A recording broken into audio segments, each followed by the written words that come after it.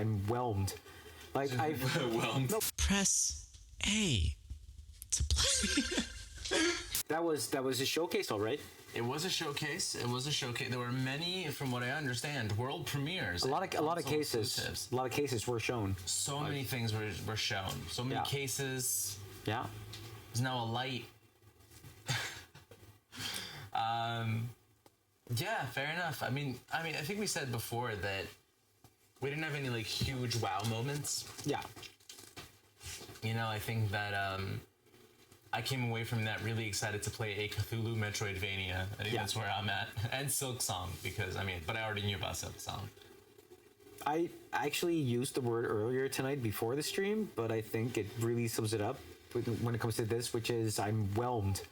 Like Whelmed. No, because the thing is, I've been watching like everything from E3, even though it's officially not E3, of course, right now. But like all of the E3 press conferences from Sony, Microsoft, Nintendo, and like when there were bigger other ones as well. I've been watching all of those since like 2003, I think. So that's a lot of really, really horrible presentations I've seen, and I know what it feels like to just be utterly disappointed or frustrated or confused. I don't have any of that right now. Like it doesn't, and it doesn't feel like I don't want to be negative about it because I don't feel sort of cheated or disappointed. But at the same time, there's nothing in me that's like hyped or excited or sort of incredibly looking forward to something in particular right now. Again, I'm mostly just really, really glad that Persona is coming to Xbox, which is over 10 years old. So yeah. But, What is this thing that we're watching? It's like the Medium. Okay. yeah, it's from the team that also did Layers of Fear, the first-person horror game with paintings that come to life and everything. Okay, because that looked kind of interesting. But, Yeah. But yeah, I mean, it's true. I wasn't too blown away by anything. I suppose I'm not disappointed by anything. I just kind of, there were a few games. Interesting. No major wow moments, but The Hollow Knight sequel. yeah. Yeah. Which I really like because like the whole indie studio ethos or whatever it is, to see something like that break into a mainstream and become a thing, it touches me in my A heart. lot of stuff actually. I mean, if you look at like the ratio from like big publishers to smaller studios during this showcase, I think there was a lot. It might have been 50-50, seriously. Maybe even in the advantage of smaller studios. It's like a lot of small stuff in there. Very cool. Yeah. Yeah. Very cool. Did they ever? Because you were wondering if Everwild was going to be. That's let's okay, seriously, wow. Everwild no show. Anything related to Activision, because it's still not finalized deal, so nothing. The James Bond rumors, nothing. Yeah, right. Yeah. And again, but no word on all of the other big announcements that have been made way too early, as we can now tell. Like nothing on Everwild, but also nothing on Perfect Dark, nothing on Fable. Like Fable's another one. Yeah. Yeah. So actually, a lot of stuff was missing from our expectations, at least. I think it's good though that, because I think like a lot of those titles are gonna release like late 2023 at the earliest. So I actually kind of appreciate them just not going for the whole we're gonna show a logo and get people excited and be like, coming to you holidays 2027. Like I appreciate that. Like might as well not show it and get people hyped for nothing. I think they were focused on the games that they are actually gonna be able to release in the next year. So that's good. That's fair. Totally on that That's boat. fair. Yeah. Also means that none of those games are to be expected within the next year. Yeah. They did have a handful of things that are certainly worth just checking out. Yeah. Right, so that Rick and Morty fun game thing, a couple of those Metroidvania games, and the fact that everything comes out on Game Pass, I also have to say that's...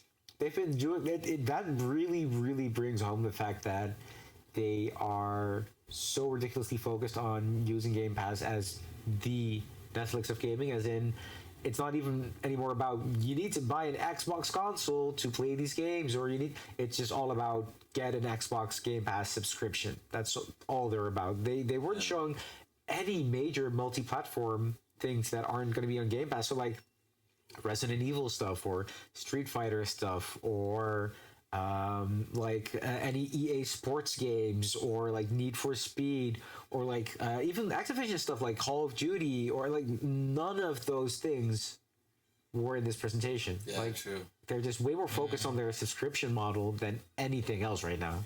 Okay, you guys think that's a good thing or a bad thing? It's a good thing that it's one company doing that. I think we're at a really good point actually when it comes to that in gaming, because we have Sony doing what they've been doing for the last couple of years. We have Microsoft going all in on the subscription model, which is great to have as an option, and we have Nintendo doing its own weird little thing. And I think that they're all three of them are really more and more doing something different, and I think that's great actually. But yeah, it is.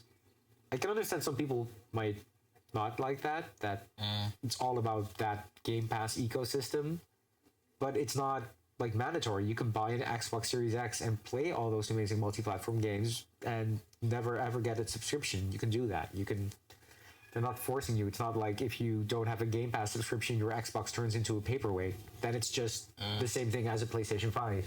So you were saying that Microsoft was using Game Pass to like give some leverage to smaller studios and independent studios and stuff like that.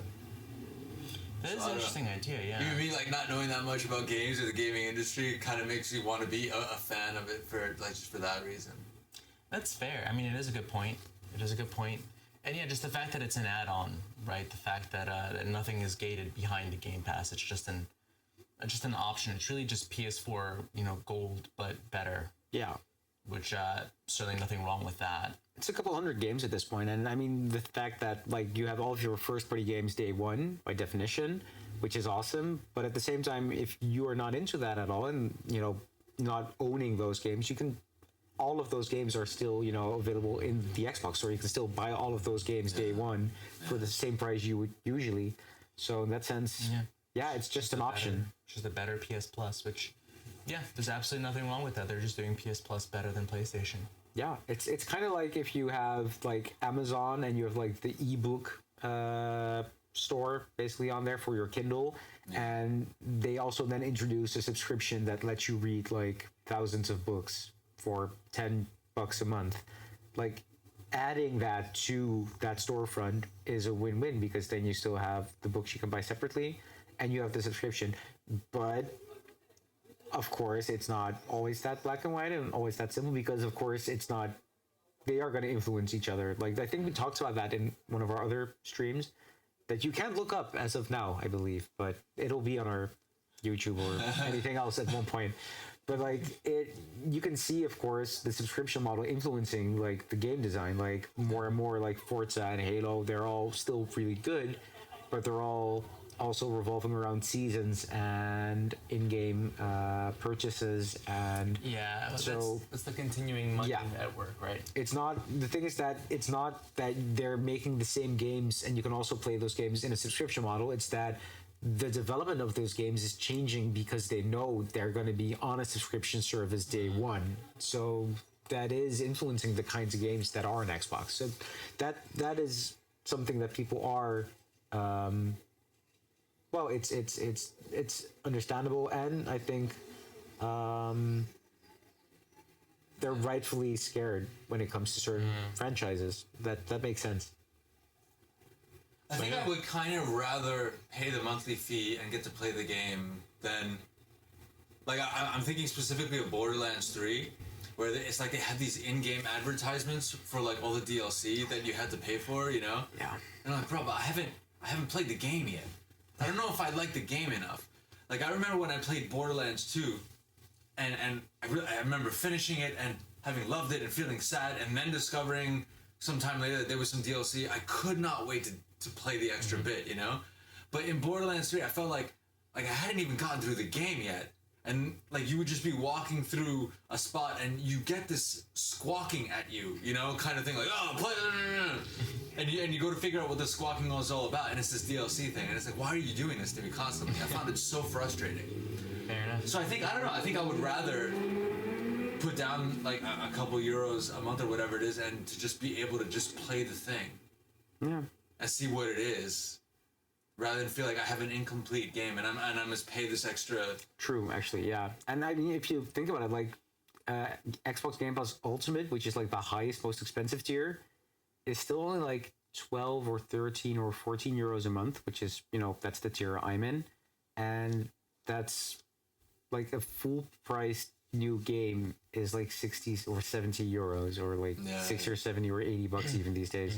So, if you look at it like, it's worth it, yeah. It's very doable in that sense as well. Like, just imagine like the money you would pay for a single game with Game Pass get you like 4 months or 4 months and some change, being able to play as much as you want from a library of like 300 plus games. Like, that's a really great deal. And yeah, of course it's going to have it's having an impact on like the first party titles for sure, but all those indie titles are still the exact same indie titles because their budgets are so low. Yeah. They are already basically in the black once Microsoft hands over like their sort of upfront payment.